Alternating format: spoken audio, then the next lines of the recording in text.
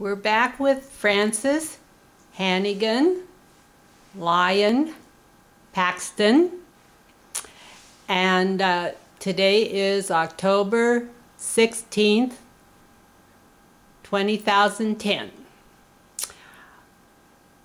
And Francis, you're telling us some stories about your experiences growing up in Tualatin at the Hannegan house and the Hannegan service station and different things.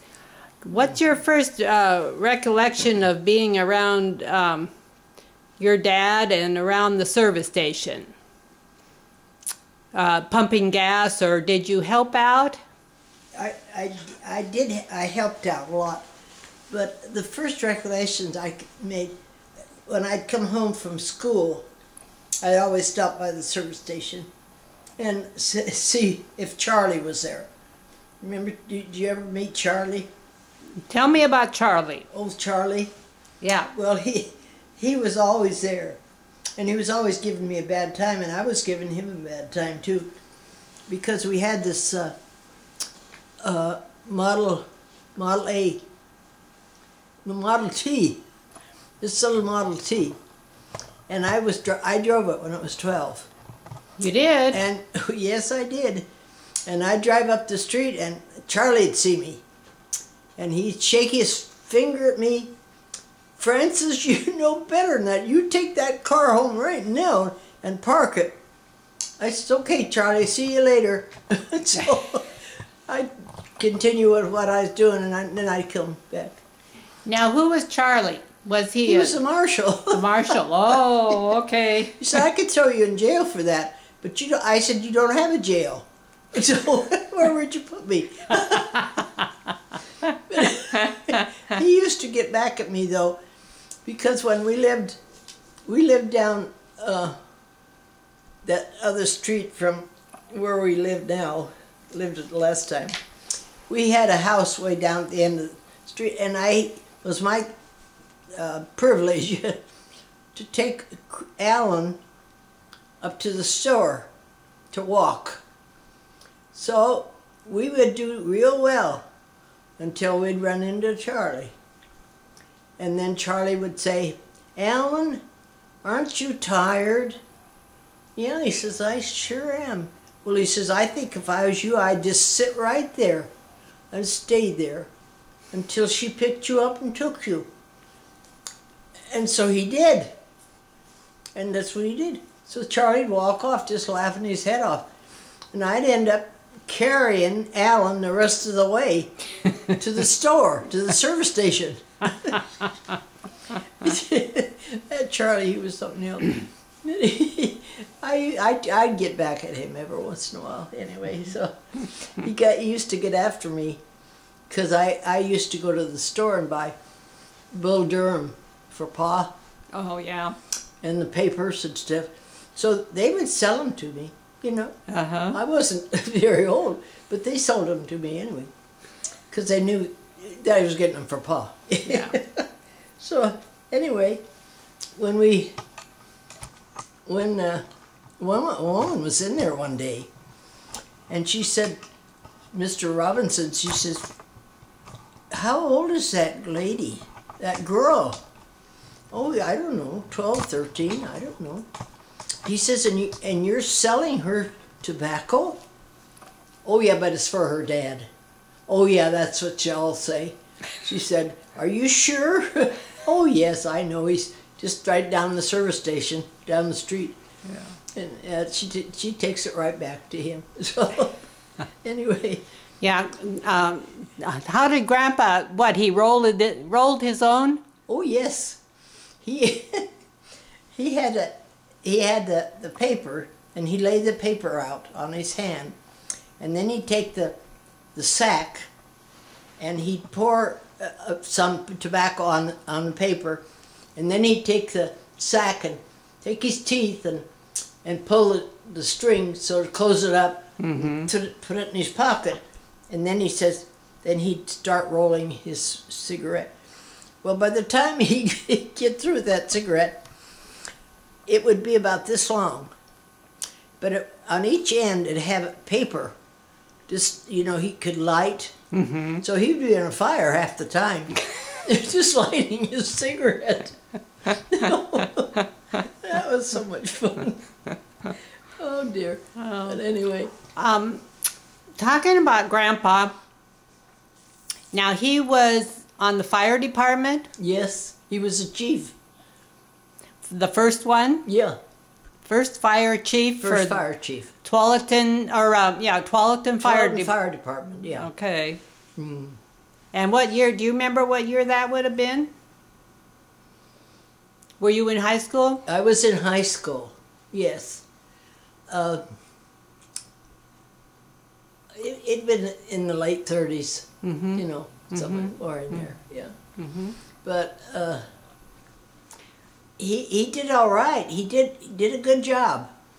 But this Ralph Knight, who was a principal of the school, his house caught on fire, and it was just down the street from us. A real nice house. Yeah? But it was upstairs. And so the fire department came.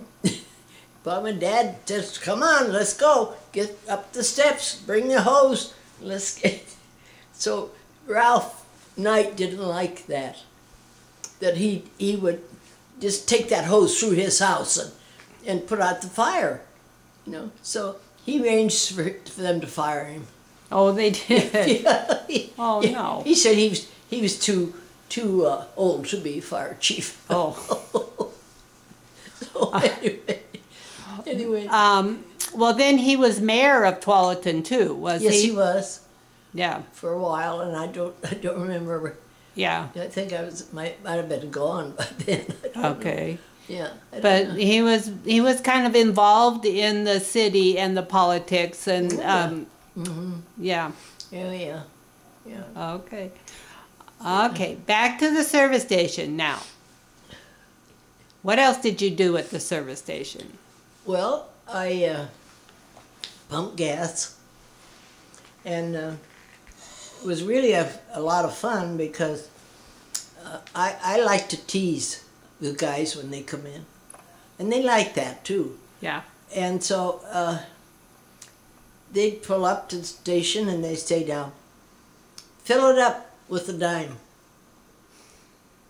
So I'd give them 10 cents worth. They said, you didn't fill it up. And I said, well, you didn't give me the full amount either. Oh, say, oh, fill it up. If you're going to be that way, go ahead and fill it up. But anyway, Vera, I talked Vera into going out there one Sunday. And she just wouldn't go out there. She just didn't. I don't like those guys. They're fresh. I don't like them. It's just, they act dumb. So this Sunday, I told folks, I said, you know, I think it'd really be good for Vera to come out there, to go out there and work this afternoon because I'm tired. I work every day here, and she only works once in a while. Very seldom, very seldom. So she went out, and it wasn't 20 minutes, and she was back in the house. If you think I'm going to wait on those guys, you got another thing coming. So out away I went again. But one was the funniest part. These people, this couple guys drove in this big truck, and they had a flat tire on the truck, back tire. And I says, what do you expect me to do? Well, he says, don't you change flats? And I says, well, yeah, but not for trucks. Well, we want this what kind of service you give everybody else. So you know what? I changed that truck tire. And they sat there and just howling, laughing. They thought that was so funny. And I said, well, I showed you, didn't I? Well, Francis, good for you. Well, I don't know. I don't think there was anything I didn't do out there. change the oil. And one day I was on the way to Vancouver to work, and Vera and Evelyn were in the car with me. I left them off in Portland to go to work, and so I was to pick these other two girls up that worked in Vancouver with me. But I told Vera, I said, if you see them on the road, tell them that they got to hitch a ride because there's something wrong with the car. And I knew what it was.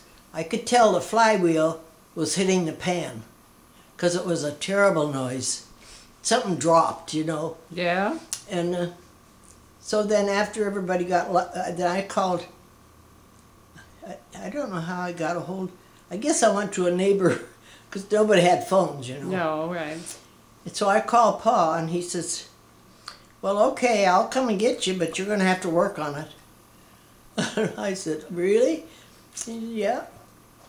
So we drug it in, and now he says, go get your overalls on, and come on out.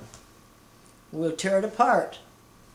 So we started underneath, and we ended up doing everything, grinding the valves and everything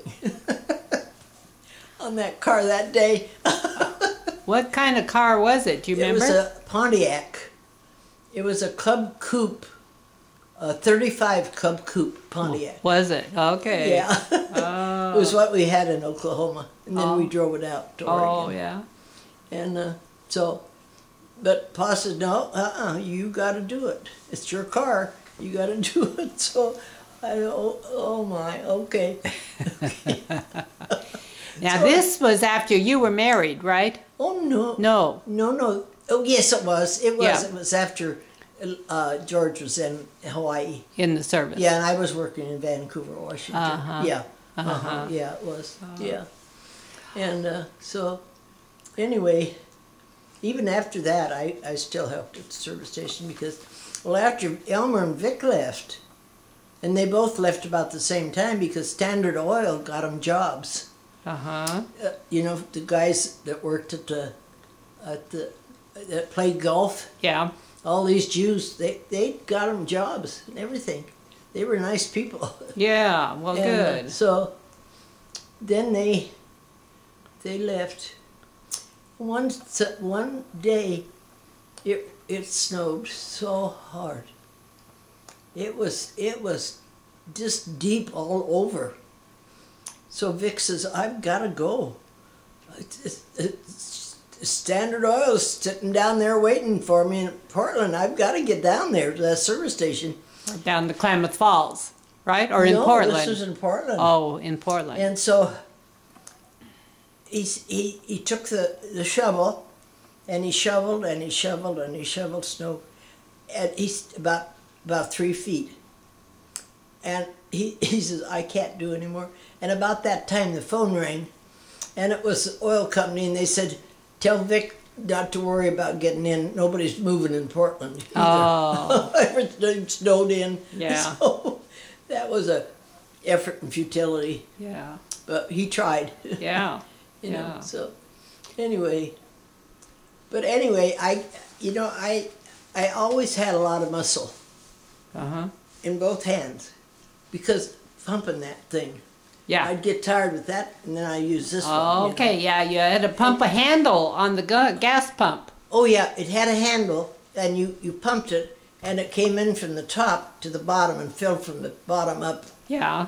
And yeah, you had to pump. You had to pump it. That's where the term pumping gas comes Pumping from. gas. Yes. That was Okay. it. Yeah, that was it. Yeah. Yeah. So anyway. So the boys went to Klamath Falls to work in the standard station down there. Yeah. And you eventually made your way down there too? Yeah. Vera went first.